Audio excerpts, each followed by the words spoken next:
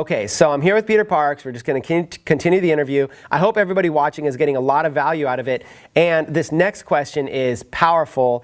And Peter's one of the best I know at managing teams, at being able to get outsourcers to do stuff. I mean, even right now, Peter's in Aruba, on vacation, and has a whole entire team of people running and building and growing his company, right? So, Peter, and I'm getting to where you are. I'm not there yet, but this is something I'm working on. So Peter, can you tell me, what are some tips you have to being able to work with outsourcers, how to manage outsourcers, how to manage the workflow? I mean, do you divide it all up into different categories? I'd love to hear your thoughts on building and managing a team effectively. All right, so I'll take it from my angle first for what I do, and then I'll backtrack and give some people some good tips on outsourcing for themselves. So with myself, all my project managers right now, they do all the managing for all my outsourcers. I really don't talk to any one of my outsourcers because it would be next to impossible for me to get anything done. I do, however, fly down twice a year to go see my outsourcers because I believe it's very important for you to see people that are working for you and to build your business. And I know quite a few other internet marketers that are high level that actually do this. So twice a year I do this because you will be amazed at when you fly down and see your people that are helping build your empire, when they invite you into their homes and you're eating, they cook dinner for you and you get drunk with them and they take you around the city. You'd be surprised at what else they're interested in and how they see life. And you'll be able to bond with them a little bit stronger. And in turn, what that's going to do is they're more grateful to you. They're more loyal to you. And they'll actually go and look for other outsourcers for you. And they'll vet everybody out for you because they understand and know how important their position is with you. So they're not going to bring you any tire kickers. So that's kind of a little tidbit there. But getting back to myself, my project managers do all the managing for my outsourcers. I have a weekly meeting with all my project managers, and that's just to get the pulse of the business. So I'm able to look at everything from a high level and see, are we in the black? Are we in the red? Why are we in the red? Let's fix it so we're in the black. And then I have one lead project manager who I deal with literally day to day because what we do together is we basically dictate how the week is going to go and how the business is going to be run. So I really kind of lay back. Now, with team members, I'm going to give you a little bit of psychology on my team business building. I'm going to explain to you the human psychology. We're all the same. We all, we're breathing similar air. We're eating similar food. We're drinking similar water. We're all on the same planet. Nobody's better than anybody. We're all in the same boat. So you have to understand that people are wired with 3 different drivers, and everybody has them in the world. People have 3 different drivers that make them do something that they want to do when it comes to working or entrepreneurship or just being, a 9-to-5 employee, and it's money, opportunity, and recognition. Those are 3 basic human drivers that people push for and they levitate towards. So when you're looking for an outsourcer, one of those 3 drivers are going to be the main driver that pushes them. So if you can figure out which one of those 3 drivers pushes them, then that's how you approach the situation when it comes to hiring. Because the other 2 drivers are going to complement the primary driver, and then you can always work around those other 2 drivers later on down the process. So that's kind of what I do when it comes to my team. Now, this helps because your employees are going to be leveraged, they're going to be empowered to make decisions on their own, and you give them a little bit of equity inside of your business. So what I do with all my outsourcers is they have a little chunk of the pie. So what that does is that helps motivate them, that helps empower them to feel like it's their business as well. But they don't see the whole entire pie. So what I do is I have everything set up. It's like an assembly line. It's a process. So Department A, Department B, Department C, Department D, Department E, Department F. So Department F doesn't see what Department A is doing.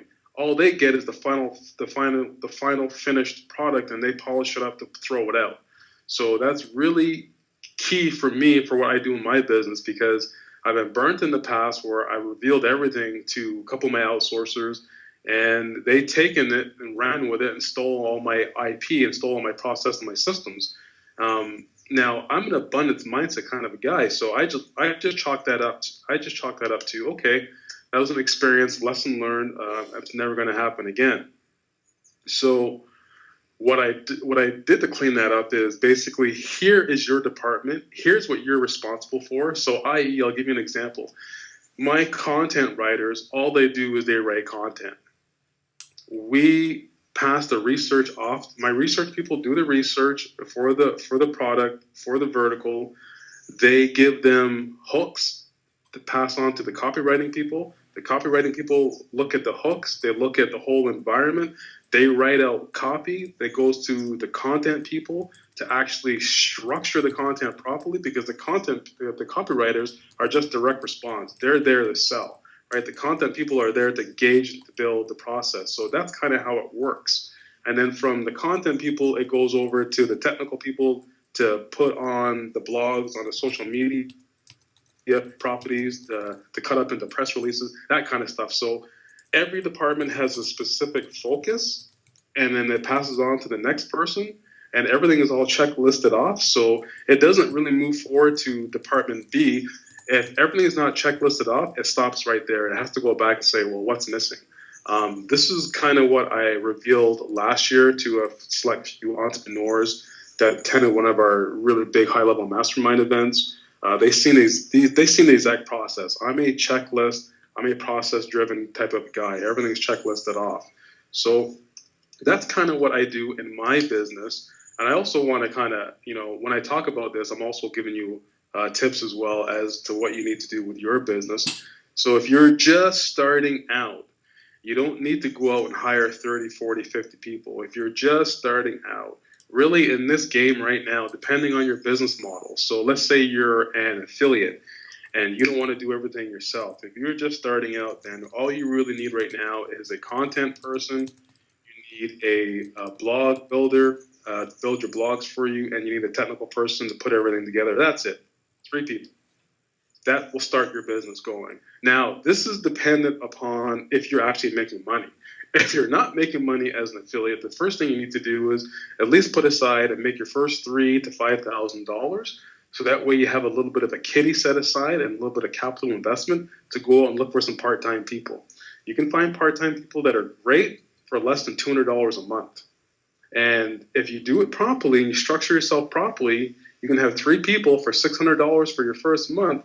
And if you do it properly, when you look for your first offer and you vet your first offer out, you should be able to make that money back in no time, so be able to pay for those part-time people.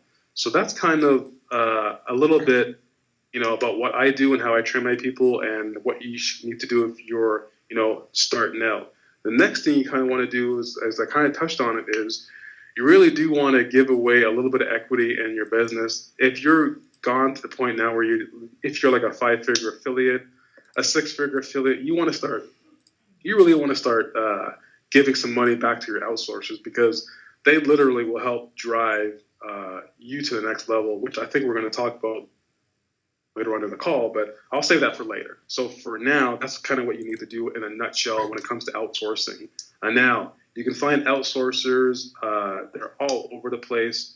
There's a vetting process.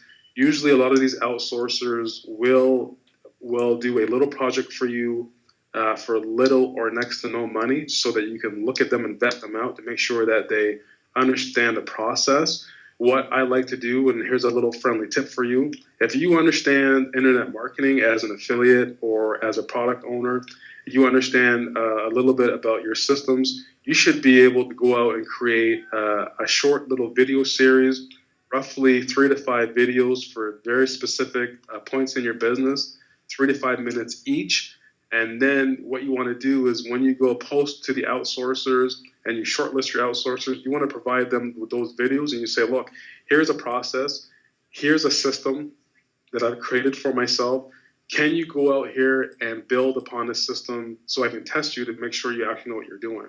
So that's something that anybody can do. You can sit down by your laptop and literally record that out, fire it up into Dropbox or fire it up into Google Drive or whatever. And when you start looking for outsourcers, when you have a little bit of a process system built out, 3 to 5 little videos, a little video on copywriting, a little video on how to build out a WordPress blog, a little video on how to build out a fan page, a little video on how to put content on that fan page, a little video on what tracking service to use, and talk about the training that goes behind it.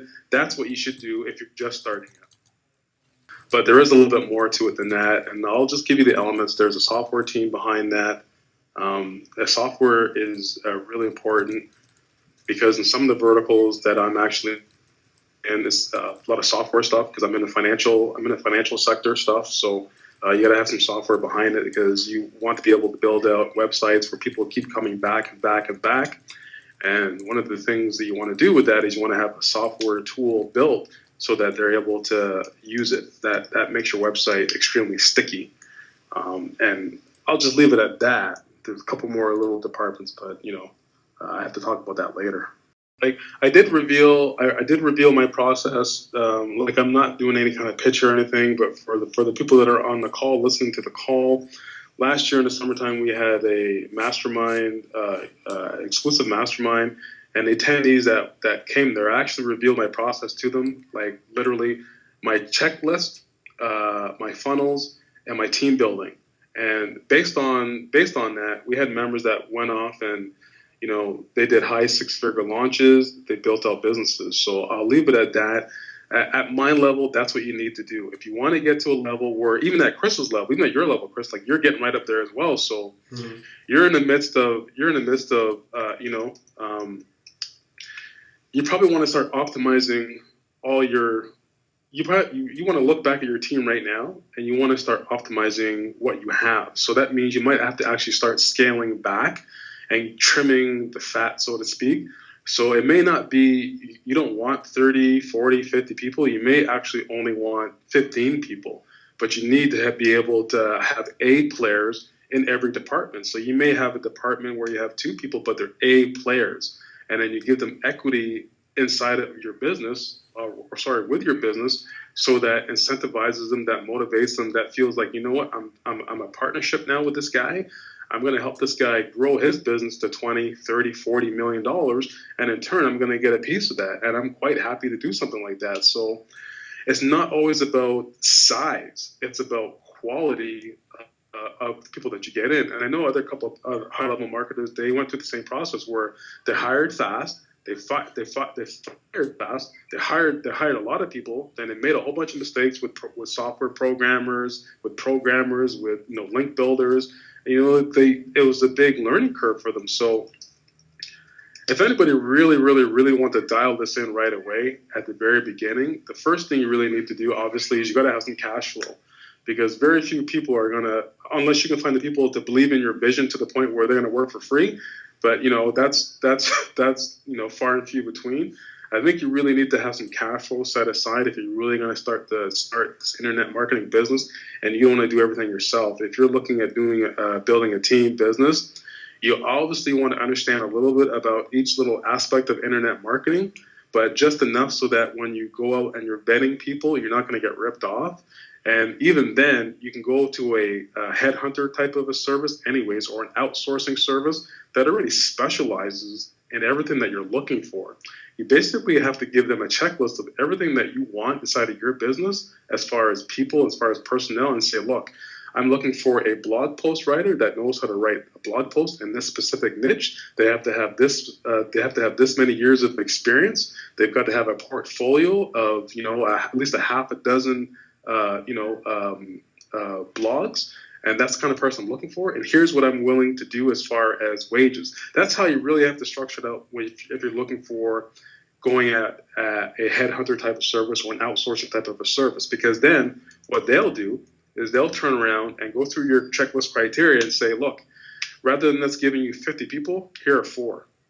Now it's time for you to shortlist, and we'll shortlist together with you. So that's kind of what I did last year. To bring on another 10, 15 people that I really wanted, that were really high level, hardcore. that's what I did. I finally went out and said, look, you know what? I'm going to do this. So that's a little golden nugget right there for a lot of people, Chris, if they want to do something from scratch.